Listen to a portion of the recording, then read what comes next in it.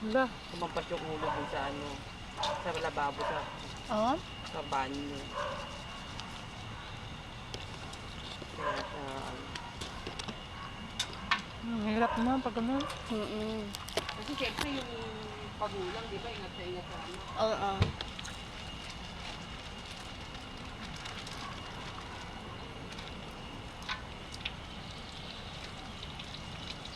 Buti sa akin, pag sugat yung alaga ko, okay lang. Hindi sila, sabunan mo lang ng mabuti. Ayun lang. Hindi sila, amo ko. Hindi. Normal lang naman yung magkasugat yung mga bata. Oo, yung ano, pag naglalaro, maano. Oo.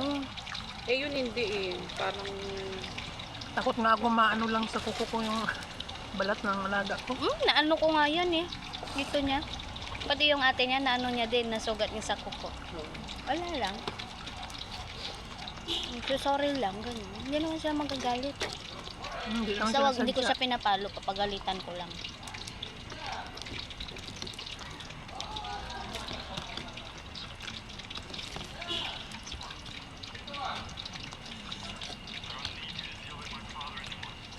Mainit ulo ng yaya. di ba initin ulo ni Marlene? Love.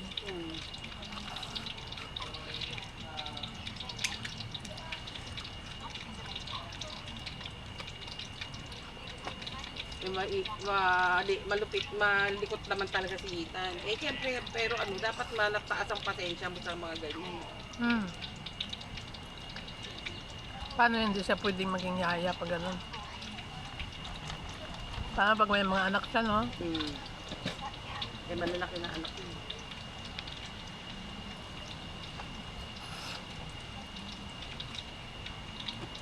Ulit na naman dito. Doon siya. Tago.